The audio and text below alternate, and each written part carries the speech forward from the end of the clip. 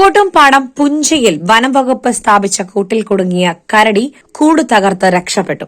പുഞ്ച കൊടമുക്ക് ദേവീക്ഷേത്ര പരിസരത്ത് സ്ഥാപിച്ച കൂട്ടിലാണ് ഇന്ന് പുലർച്ചെ 5 മണിയോടെ കരടി കുടുങ്ങിയത്.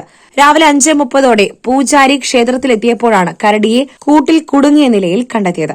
രാവിലെ 5:45 ഞാൻ അമ്പലത്തിൽ വന്നപ്പോൾ ലൈറ്റിട്ടപ്പോൾ മുഴുവൻ ഒന്നായിട്ട് ഒച്ച, ഭയങ്കര കലരുക, ഭയങ്കര ചാട്ടവും കലി.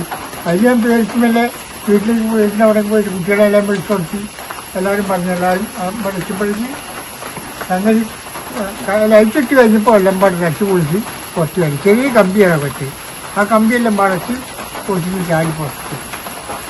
ഇതിനിടയിൽ കൂട് തകർത്ത പുറത്ത് ചാടി കരടി രക്ഷപ്പെടുകയായിരുന്നു. കൂട് വളരെ നൈസായി കമ്പിയാണ്, ഒരു 6M 5M കമ്പീന്റെ കൊണ്ട് ഉണ്ടാക്കിയ കൂടാണ്.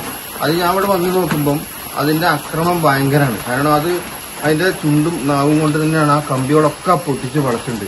അപ്പൊ ഇതിനൊക്കെ ഒരു 12 സ്ക്വയർ യാർഡ് ഉണ്ടെങ്കിലും അത് ഉണ്ടാക്കിയെങ്കിലേ ഇത് ഇങ്ങനെയുള്ള എവിടെ ജീവികൾ കൊണ്ടുവച്ചാൽ ഉപയോഗപ്പെടും, അല്ലെങ്കിൽ അതുപോലെ അത് പൊട്ടിച്ച് പോകും. കാരണം ഇപ്പൊ രണ്ടാമത് സെറ്റ് ചെയ്താണോ എനിക്ക് തോന്നുന്നത്, അവിടെയും ഇവിടെ ഒക്കെ വെൽഡ് ചെയ്തിട്ടുണ്ട് കാണാണ്ട്.